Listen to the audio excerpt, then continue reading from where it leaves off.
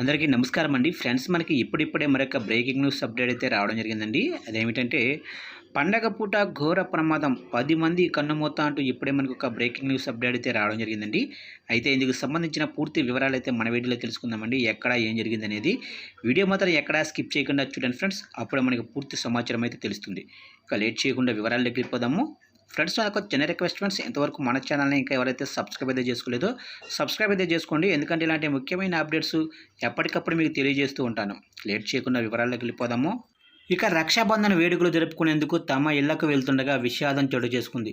ఇక రోడ్డు ప్రమాదం జరగడంతో 10 మంది మృతి చెందగా మరో 25 మంది గాయపడ్డారు. ఇక ఈ విషాద ఘటన ఉత్తరప్రదేశ్ రాష్ట్రంలోనే చోటు చేసుకుంది. ఇక బులందర్ షహూర్లోనే సెలంపూర్ బదౌన్ రహదారిపై బస్సు కూలీలతో వెళుతున్న వ్యానును ఢీకొట్టింది. ఈ ప్రమాదంలో మృతుల్లో పలువురు చిన్నారులు కూడా ఉన్నారు. ఇక గాయపడిన వారిని చికిత్స నిమిత్తం ఆసుపత్రికి తరలించారు.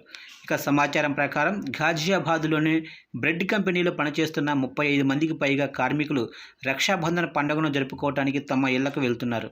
ఘాజియాబాద్ నుంచి వ్యాన్లో అలీగఢ్ జిల్లా ఆత్రేలి తహసీల్లోని రాయ్పూర్ గ్రామానికి వెళ్తున్నారు. ఇక సెలంపూర్ పోలీస్ స్టేషన్కు చేరుకోగానే వేగంగా వచ్చిన బస్సు కూలీలతో వెళ్తున్న వ్యాన్ను బలంగా ఢీకొట్టింది. ఇక ప్రమాదం జరగడంతో 10 మంది అక్కడికక్కడే మరణించారు. ప్రమాద సమాచారం అందుకున్న పోలీసులు స్థానికుల సహాయంతో గాయపడిన వారిని జిల్లా ఆసుపత్రికి తరలించి చికిత్స అయితే అందిస్తున్నారు. మృతుల్లో ఒకే కుటుంబానికి చెందిన 7 అయితే ఉన్నారు. ఇక మృతదేహాలను పోస్టుమార్టం నిమిత్తం తరలించారు. గాయపడిన వారిలో పలువురి పరిస్థితి విషమంగా ఉన్నట్లు తెలిసింది.